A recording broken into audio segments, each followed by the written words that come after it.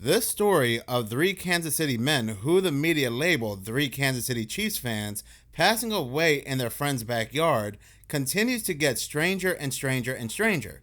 And what's very bizarre is the fact there's hardly any updates to this story. Now, when this story came out, it was big. It was all over news and media. People on many different social media platforms were talking about this story, trying to come up with multiple different theories.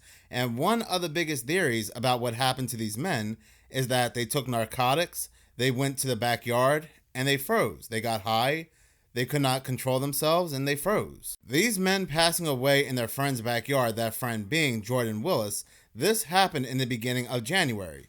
The medical examiner's report, the investigation, the autopsy was all completed towards the end of January. So everything had been completed when it came to this case in a month. So then that was it. The preliminary toxicology report came out. It stated that these three men, they took narcotics, they took fentanyl, they took coke, and other narcotics were found in their system. They went outside and they froze. This was word of mouth from the Kansas City police. That is all the preliminary toxicology report was a word of mouth from an already shady police department. From day one, this police department said they were not investigating this case as a criminal case. They had all the evidence they need. There was a lot of things about this news story that did not make sense, that did not add up. There was a lot of back and forth, a lot of flip-flopping from not only the Kansas City Police Department, but also Jordan Willis himself and Jordan Willis's lawyer. But like I had said, once the word of mouth report came out, the non-official toxicology report came out, we pretty much left this story alone. And when I say we, those who were heavily talking about this story, content creators who are making videos about this story, news and media, pretty much left this story alone. But come to find out, there's actually other news agencies still to this day that are covering this story.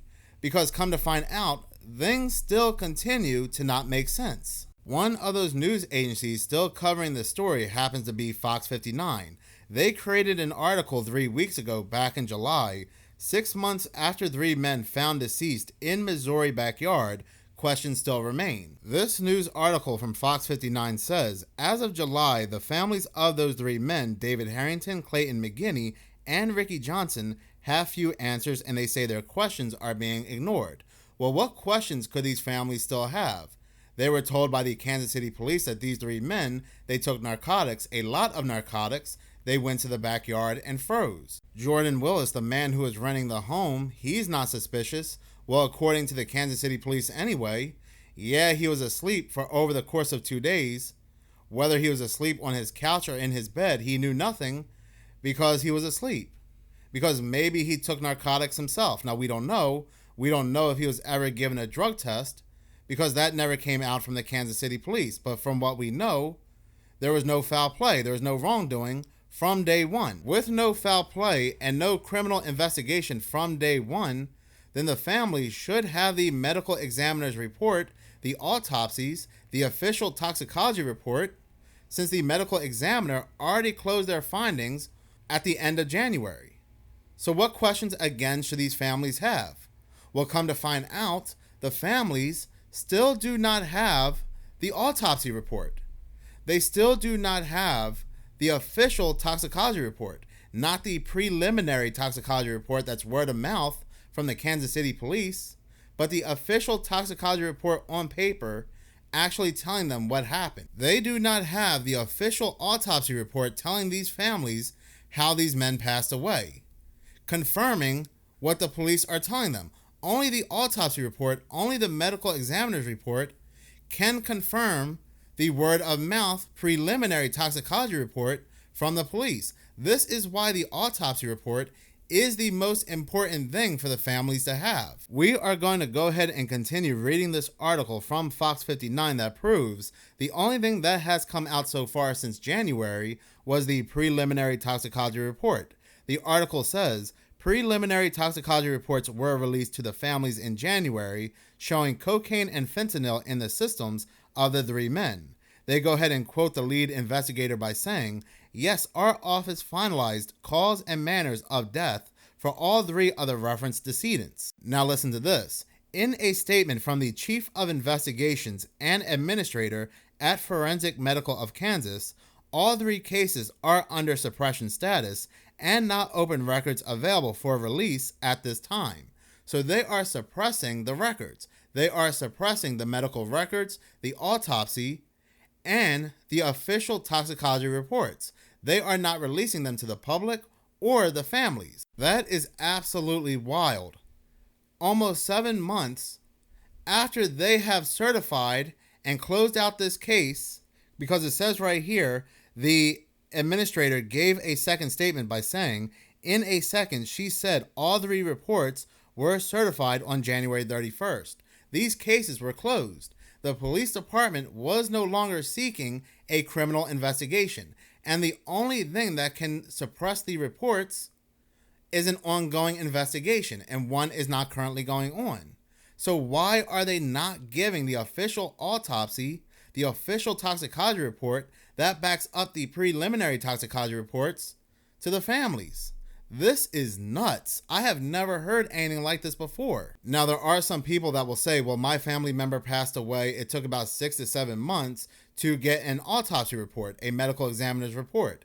But that is not the case here. They have already closed out the medical examiner's findings. They have already certified it all the way back in January 31st. The family should be getting the autopsy reports then in February, since there's no active investigation going on. Yet, for whatever reason, they are still suppressing the findings. They are not releasing the findings to the families. That is the thing that absolutely blows my mind when it comes to this story. This is the biggest mystery here. You'll have people say that, we know how these men passed away. It was due to drugs. There's no mystery here. This is a non-story. Okay, well, that's all there is, because the shady Kansas City police had told us so through a preliminary report. If they are saying there's no criminal investigation being conducted, it's only being seen as a death investigation, and they already closed out the death investigation on January 31st, those records are closed, then what is the big deal about releasing the autopsy report, the medical examiner's report, to the families? Why is it still suppressed if there's no open or active investigation that's still going on? If it was just drugs, give these families a peace of mind and give them the autopsy report. The medical examiner's report is the only thing that can back up what the police had said, what the police had found. If there really were drugs involved, the medical examiner's report can prove it. And since they are not releasing it, since they are suppressing it for whatever reason, even though there's no active investigation going on, it's telling me that they are hiding something. They are hiding something big. Perhaps drugs were not involved. Perhaps another type of drug may have been involved, and it was given to them at Jordan Willis's home. Jordan Willis was a scientist working on different jabs and needles for certain diseases. So maybe he is a highly protected individual. Maybe he was indeed testing something on these 3 men, like Ricky Johnson's father had assumed. That is one of their theories, and it caused these men to pass away, and he's highly connected, and he's being protected. If these 3 men were indeed taking narcotics on Jordan Willis's property, and they had to have been, given the fact that the theory is that Jordan Willis was asleep in his bed for over 2 days because he took these narcotics as well. If Jordan Willis was high and there was drugs found at the home, then why wasn't Jordan Willis arrested, since narcotics like fentanyl and coke were found on his property? That is a question I hardly hear anybody ask when it comes to Jordan Willis, because that was his whole alibi. That was the reason he did not know his friends passed away in his backyard, because he was asleep for over the course of 2 days on either his couch or his bed because he got high or was high. When police raided his home or knocked on his door and entered his home, did they find any illegal substances on his property or in his property? We don't know. That question is never answered. Many questions are never answered. A lot of these answers to these questions were swept under the rug by the Kansas City Police Department, and yet, at the same time, we are supposed to take word of mouth from the same Kansas City Police Department that narcotics were involved in these men passing away. Going back to this news article, it says WDAF, which is the news agency, was previously told that the medical examiner reports were holding up the investigation. Yet, nearly 6 months after the reports were certified, almost 7 months by the time I'm reading this article, all three families have struggled to get any additional information out of police or the Platte County Prosecutor's Office except confirmation that this is an open investigation. Now, again, the police department and investigators stated this is not a criminal investigation, but a death investigation. They had already had all they needed to know when it came to the medical examiner's findings. On January 31st, they closed those out and certified them.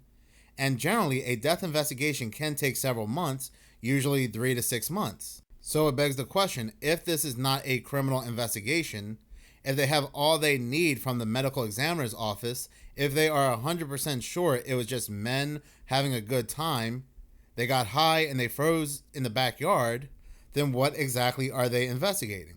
This article continues to say, in fact, after reaching out for months to the prosecutor's office, WDAF was told there was nothing more to talk about with this case at this time. Platte County prosecutor is not commenting on phone or otherwise about it until the investigation is complete. Now, I know there's a statute of limitations when it comes to criminal investigations, but I don't know about anything other than a criminal investigation. Is there a limitation when it comes to a normal investigation? Can they just keep saying it's open, it's investigation, we're still looking into it, and we don't have to release anything? We don't have to release the autopsy report or the medical examiner's report or the official toxicology report. And we can just tell you drugs were involved and that was that. You just have to take our word for it. That is crazy. That's nuts. And they are hoping the families will just move on and get over it and forget about it. The article continues to say the medical examiner has also refused to release the official cause and manner of their passing away, even to the parents of these men. WDAF also reached out to Willis and his attorney, but did not receive a response. As WDAF previously reported, a family source confirmed Willis had checked into a rehab facility in the days after these men were found in order to address his addiction. Attempts to speak with the fifth person who had been at Willis's home in January and his attorney were also unsuccessful. So that's where we are right now. Nobody's talking. The police department and investigators of Kansas City are saying drugs were involved. These men had taken drugs. The families are saying, well, can we get the autopsy report to prove it? The medical examiner's report to prove it? And the police are saying, no. There's an open investigation going on. Leave it alone. You have the families of these three men still believing that something more is taking place here, that Jordan Willis concocted something, gave them something, and then dragged their bodies outside. You have friends of these three men that are saying that there was some kind of ritualistic sacrifice involving these three men in Kansas City. You have people saying it's just strange. It's a strange coincidence that these three men passed away in a very mysterious manner. It caught national attention, perhaps worldwide attention, right before the Super Bowl, and then there were some major coincidences regarding the prevalence of the number 3 when it came to the Super Bowl. You can even see this right here from Larry Brown Sports, this article, where it says that some fans even took note, some even thought something big was going on with numerology. The final score for the Super Bowl was 25-22, the Kansas City Chiefs beating the San Francisco 49ers by 3 points. The final touchdown from Patrick Mahomes to Mecole Hardman to win the game was a 3-yard pass. The winning touchdown was scored with 3 seconds left on the clock. Patrick Mahomes' final passing yards was a total of 333.